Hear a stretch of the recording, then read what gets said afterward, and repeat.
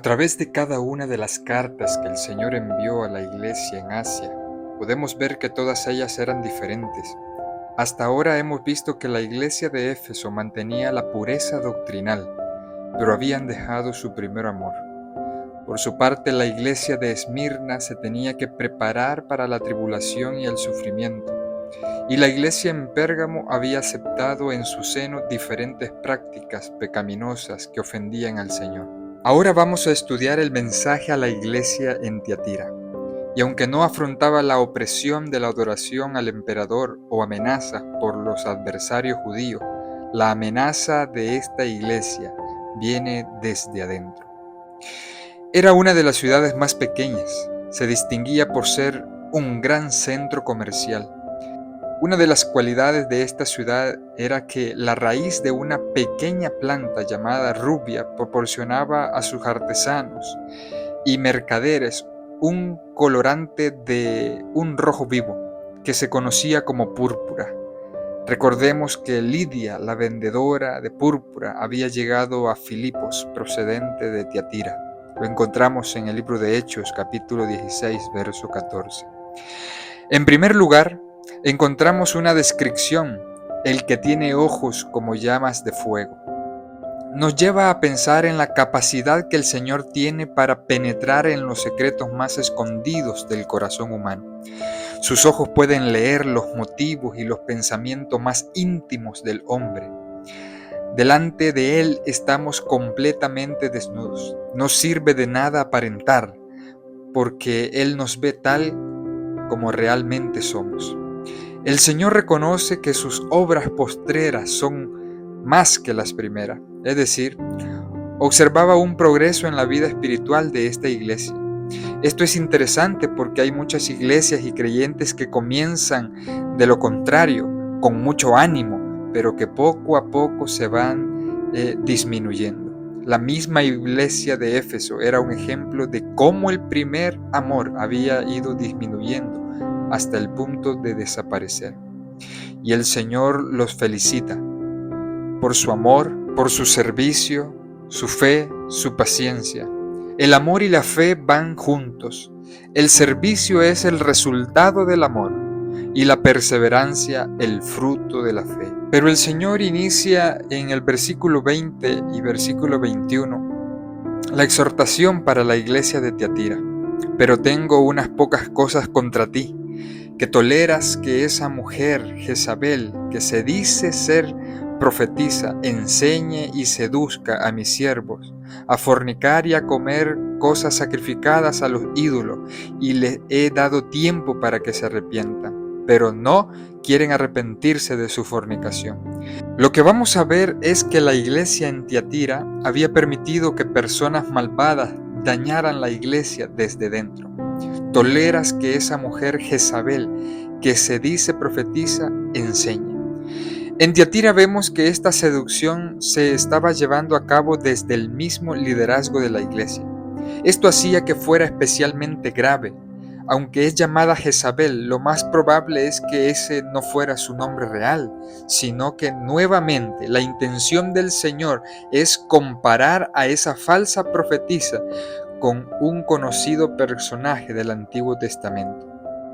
Jezabel se casó con el rey Acab, trajo consigo sacerdotes paganos a Israel y pronto convirtió a la mayoría de los israelitas al culto de Baal. La inmoralidad y la participación de la carne era la misma idea y prácticas que venían de los Nicolaitas y Balaam. Notamos que era ella misma quien se decía profetisa, aunque el Señor dice claramente que no era de verdad. Esta carta nos revela que el mundo espiritual está lleno de falsedad y mentira. Ya hemos visto que en Éfeso algunos pretendían ser apóstoles y no lo eran. En Esmirna y Filadelfia otros pretendían ser judíos sin serlo. Los cristianos en la Odisea pretendían ser ricos, pero eran pobres. Y ahora esta Jezabel pretendía ser profetisa, pero era una mentirosa. Podemos imaginar que los cristianos en Tiatira tendrían grandes dificultades para formar parte de las poderosas corporaciones comerciales de artesanos de la ciudad. Recordemos que ser miembro de esas organizaciones requería asistir a los banquetes organizados por la misma. lo que implicaba participar de ciertos cultos paganos en honor a la deidad protectora del mismo y a comer después la carne que antes le habían sido ofrecida. Además, esas comidas degeneraban frecuentemente en libertinaje sexual, lo que aún agravaba más el problema. ¿Qué harían los cristianos en esa situación? Lo más seguro es que quedarían privados de su trabajo. Y parece que Jezabel estaba persuadiendo a los miembros de la iglesia a participar en ese tipo de celebración. Si fuera así, la iglesia en Tiatira habría sacrificado ciertos principios espirituales a cambio de obtener beneficios económicos y sociales, lo que finalmente habría llevado a la iglesia a la relajación moral. Finalmente, cada nueva generación de cristianos tiene que enfrentarse con esta complicada cuestión. ¿Hasta dónde puedo aceptar y adoptar las prácticas del mundo en los negocios, el trabajo, la familia, los estudios? Algunos cristianos en nuestros días se comportan como si pensaran: los negocios, la vida social, la política, las diversiones no tienen nada que ver con mi fe cristiana.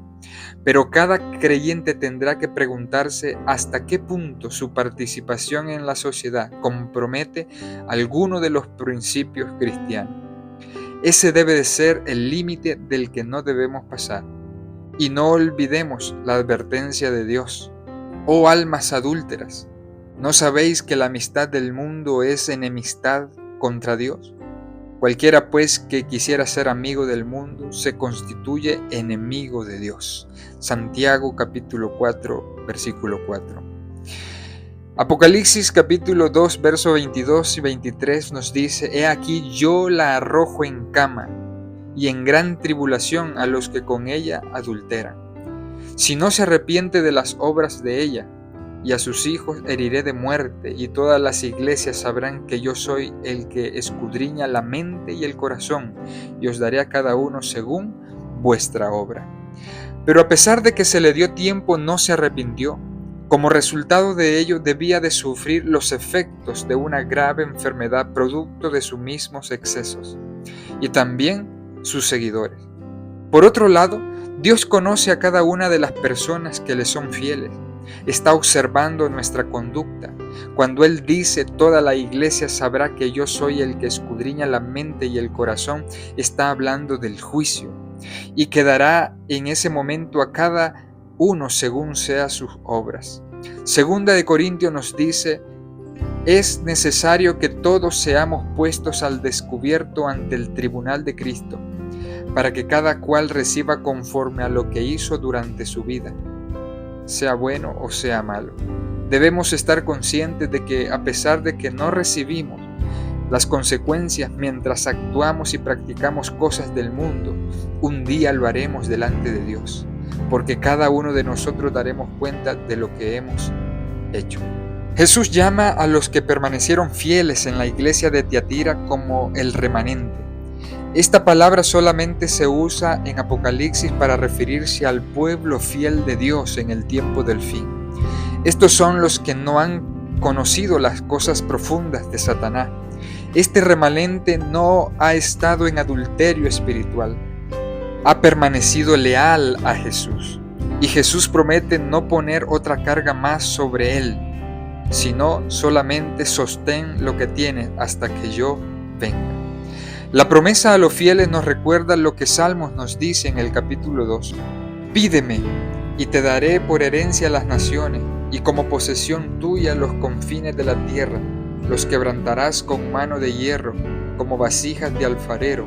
A la iglesia de Tiatira se le dio la promesa de que un día vendrá cuando el remanente fiel compartirá la autoridad con Jesús en el cielo.